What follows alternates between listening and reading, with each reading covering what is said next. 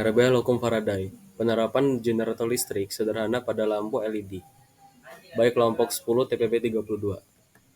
Berikut nama anggota kelompok kami. Assalamualaikum warahmatullahi wabarakatuh. Nama saya Farhan Fitro dengan NIM 123170054. Saya dari Prodi Teknik Mesin, kelompok 10 RBL Fisika Dasar 2. Perkenalkan, nama saya Deslando dengan NIM 123 dari Prodi Teknik Geofisika. Perkenalkan, nama saya Rizky Turfiando dengan NIM 123120061 dari Prodi Teknik Geofisika.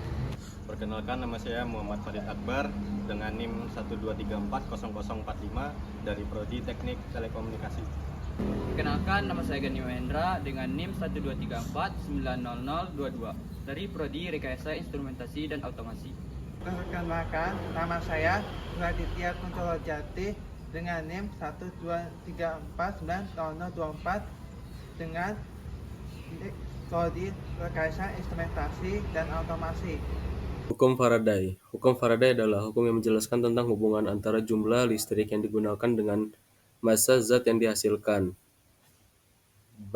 baik di katode maupun anode. Pada proses elektrolisis, hukum ini ditemukan oleh Michael Faraday, seorang ahli kimia dan fisika asal Inggris pada tahun 1834. Itulah mengapa hukum ini dinamakan hukum Faraday, sesuai dengan nama penemunya.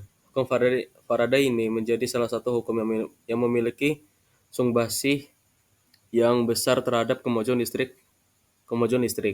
Hukum ini juga tidak hanya digunakan dalam ilmu kimia saja, tapi juga ilmu fisika. Oleh karena itu, ketika kamu mempelajari mata pelajaran fisika, kamu mungkin akan menemukan hukum ini. Bunyi hukum Faraday. Hukum Faraday pertama berbunyi, massa zat yang dilepaskan selama elektrolisis berbanding lurus dengan jumlah listrik yang digunakan. Pada hukum Faraday kedua berbunyi, massa zat yang dilepaskan pada elektrolisis berbanding lurus dengan massa ekuivalen zat itu. Berikut bunyi rumus hukum Faraday. Penerapan generator listrik sederhana pada lampu LED. Prinsip kerja. Senter kocok sederhana adalah jenis senter yang tidak memerlukan baterai. Prinsip kerjanya berdasarkan pada induksi elektromagnetik. Ketika senter ini dikocok, terjadi gerakan bolak-balik dari magnet permanen di dalam senter. Gerakan magnet ini menginduksi arus listrik pada kumparan yang terhubung dengan lampu LED di dalam senter. Secara rinci, prinsip kerjanya adalah sebagai berikut. 1. Senter terdiri dari magnet permanen yang dapat bergerak bebas di dalam tabung senter. 2. Ketika senter dikocok, magnet permanen akan bergerak bolak-balik di dalam tabung. 3. Gerakan magnet ini menginduksi arus listrik pada kumparan yang terhubung dengan lampu LED. 4. Arus listrik yang diinduksi ini kemudian menyalakan lampu LED, sehingga senter dapat menyala dan tanpa memerlukan baterai. Berikut alat dan bahannya. 1. Paralon. 2. Lakban hitam. 3. Magnet neodymium. 4. Kawat tembaga. Dan 5. Lampu LED. Berikut lampiran video kami.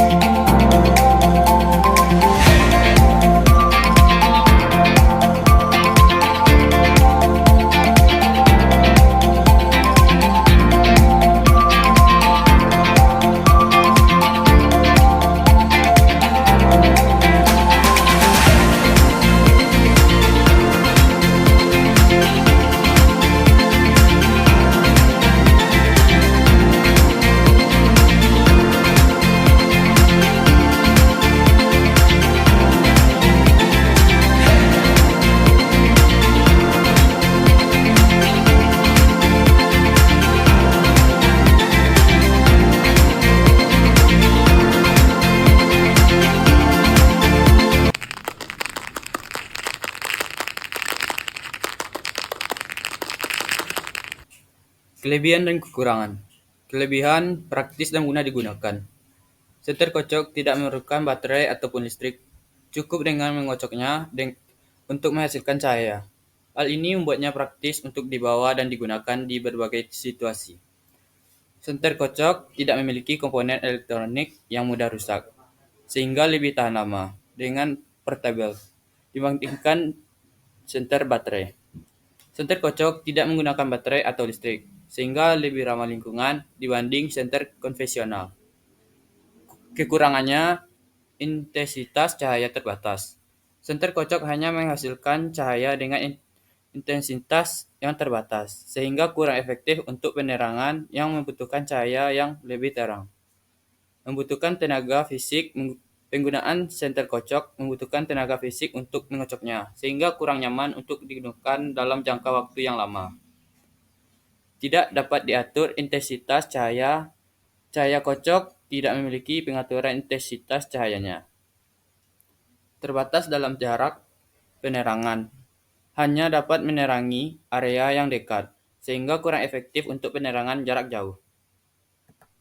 Sekian dari kelompok kami. Terima kasih.